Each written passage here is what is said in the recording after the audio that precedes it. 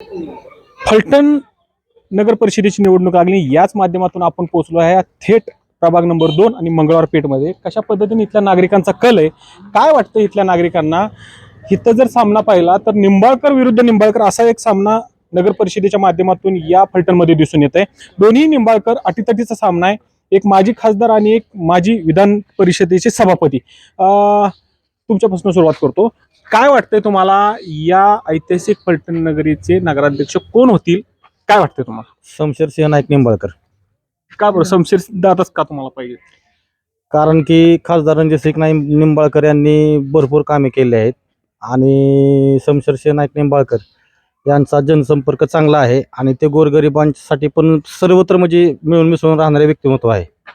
पण तसं पाहिलं तर अशी एक तुलना होती विरोधकांकडून, असं एक पसरवलं जात आहे की आमचा नगराध्यक्ष हा सुशिक्षित आणि वेल क्वालिफाईड आहे, वकील आहे, बॅरिस्टर आहे असे, आणि शमशेर दादांकडे शिक्षणावरती बोट ठेवलं जातं. हे कसं कंपॅरिझन करतात? ह्याचं उत्तर मी देतो. आता विषय असा झाला की हा जो आपण प्रश्न विचारला तो खरंच छान पद्धतीने प्रश्न विचारलेला आहे.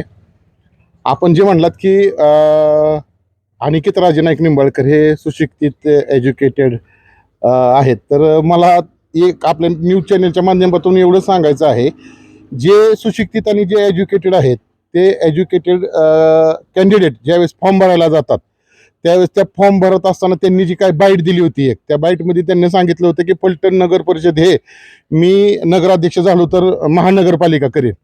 म्हणजे कायद्याचा अभ्यास करणारे जर कायद्याच्या ह्याच्यामध्ये चौकटीमध्ये कच्चे असतील तर ह्याच्यासारखं दुर्दैव फलटणकरांचं नसेल त्यांना निवडून देण्यासाठी. 3.5 लाख लोकसंख्या ज्यावेळेस असते त्यावेळेस महानगरपालिकेचा विचार केला जातो. फलटण नगर परिषद ही ब प्रवर्गातील नगरपालिका आहे आणि प्रवर्गातील नगरपालिका ही त्यांची संख्या 55 ते 49 हजाराच्या आसपास संख्या आहे फलटण लोकसंख्येची. जर सातारा शहर सातारा जिल्हा महानगरपालिका होऊ शकत नाही तर सातारा जिल्ह्यातली जो फलटण तालुका आहे त्या तालुक्यातली एक नगरपालिका कशी महानगरपालिका होऊ शकते? त्याच माध्यमातून त्यांच्यावरती आरोप असेही होतात की दहशतीचं राजकारण ह्या फलटणमध्ये होतं. मोठ्या प्रमाणात दहशत आहे खासदार गटाची, किंवा अजून काय, तुम्ही खासदार गटाचेच काम करता. काय वाटतं तुम्हाला, ही दहशत आहे का दुसरं काय? नाही, ही दहशत आता कसं झालं माहिती आहे का, लोकांपर्यंत सांगण्यासारखं मुद्दा त्यांच्याकडे काहीच राहिलं नाही. त्याच्यामुळे दहशतीचं राजकारण हे एवढंच फक्त त्यांचा अजेंडा आहे. पण ते गेल्या 30 वर्षापासून काहीच केलं नाही. त्यांचं पुढं ह्या 5 वर्षानंतर काय निश्चितपणानं करतील असं त्यांचा अजेंडा आपण बघितलंय का? ते फक्त एकच मुद्दा वापरतात, दहशत. आता एक याच्यामध्ये आपल्या न्यूजच्या माध्यमातून एक सांगतो, आरिफ बाबासाहेब पटेल म्हणून एक माझा मित्र आहे, तर त्याची जी मिसेस आहे ते राजे गटाचाच पहिला कार्यकर्ता होता. तर त्याला ज्यावेळेस फॉर्म भरायचं होतं त्यावेळेस त्या व्यक्तीला कोंडून ठेवला होता. राजगटाने कोंडून ठेवला होता आणि कोंडून ठेवून ज्यावेळेस फॉर्मची कालावधी संपली त्यावेळेस त्या व्यक्तीला त्या ठिकाणी सोडण्यात आला. माझ्याकडे रेकॉर्डिंग आहे, मी ती रेकॉर्डिंग सोशल मीडियाला सुद्धा टाकली होती. म्हणजे ह्याच्यापेक्षा दहशत अजून नक्की दहशत कशाला म्हणायचं? खरी दहशत काय? विषयच नाही त्याच्यामध्ये. तुम्हाला काय वाटतं की ह्यांनी सांगितलं की 30 वर्ष फलटण हे अधोगतीला आहे, म्हणजे विकास झाला नाही, आणि राजे गटाचे कार्यकर्ते म्हणतात की मोठ्या प्रमाणात महाराजांनी विकास केलाय. तुम्हाला काय वाटतंय? विकास तर काय झालाच नाही. तुम्ही फलटण मध्ये फिरत असाल तर बघता रोडची अवस्था काय आहे आता. आता इथं तुम्ही इथं थांबलाय तिथं पण खड्डा आहेत, इकडे खाली इकडे कॅमेरा इकडे पण खड्डा आहेत. तुम्ही फलटण मध्ये कुठं जावं, सगळीकडे खड्डे. पाऊस बी जास्त होता, पावसाचं काय प्रशासक होता 4 वर्ष, पण 30 वर्ष काय झालं नाही. 30 वर्ष त्यांनी काहीच केलं नाही. पाऊस 30 वर्ष पडतोय का?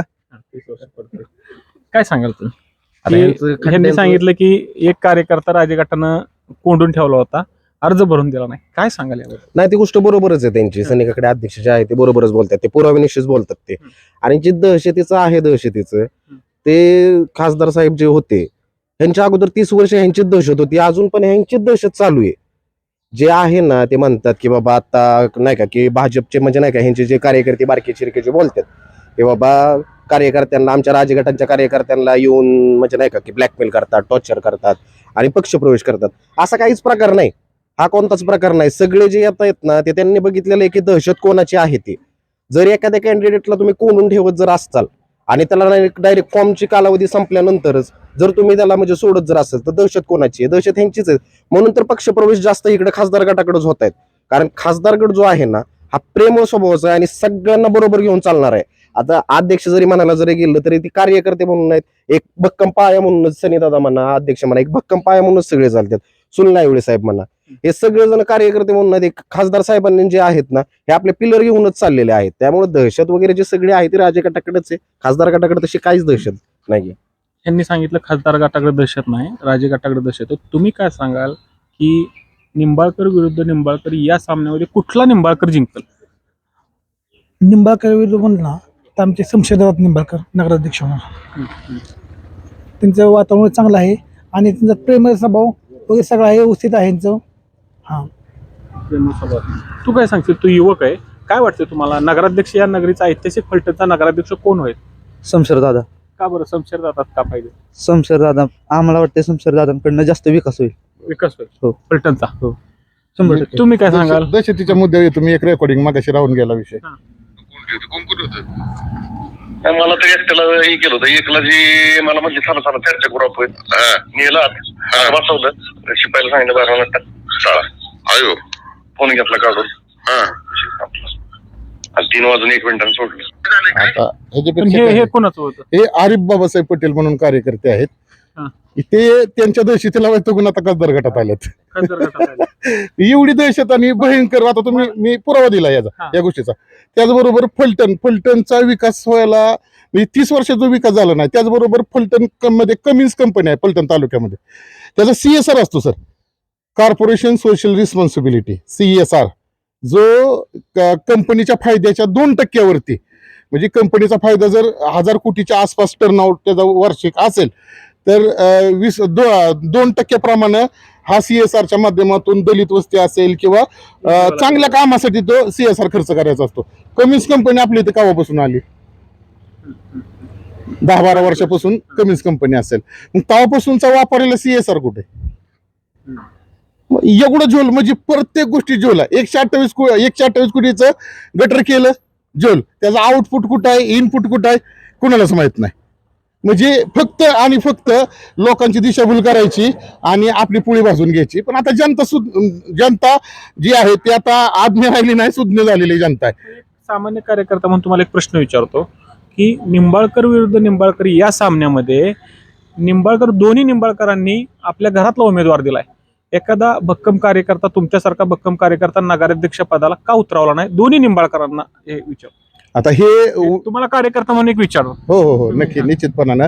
कसं आहे की त्यांनी त्यांची ताकद पणाला लावलेली आहे आणि खासदार साहेबांनी बी त्यांची ताकद पणाला लावलेली आहे. जर जवळचे उमेदवार दिले असते तर जनतेमध्ये एक चुकीचा संभ्रम निर्माण केला असता की बळीचा बकरा केलाय म्हणून याला उमेदवारी दिली म्हणून. पण आता ह्याच्यामध्ये 2 निंबाळकरांपैकी एका निंबाळकराचं राजकारण संपणार आहे. म्हणजे हा सर्वात मोठा, म्हणजे जनतेला दाखवून द्यायचा विषय आहे हा की दोन्ही निंबाळकर एक नाहीत.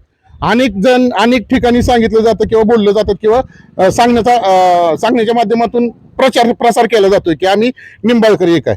जर दोन्ही निंबाळकर एक असते तर दोन्ही निंबाळकर एकाच उमेदवारीसाठी समोरासमोर लढण्यासाठी आले नसते.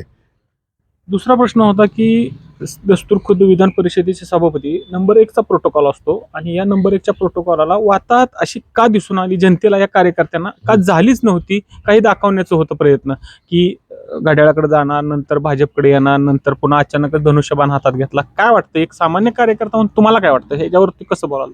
आता कसं झालं माहितीये का, राजगटाच्या सर्वांनी जी प्रमुख पदे आहेत, तुतारीकडे त्यांचा एक भाव आहे, शिवसेनेत आता ते गेल्यात, त्यानंतर राष्ट्रवादीकडे महाराज साहेबांकडे पद आहे. राहिलाय कुठला पक्ष?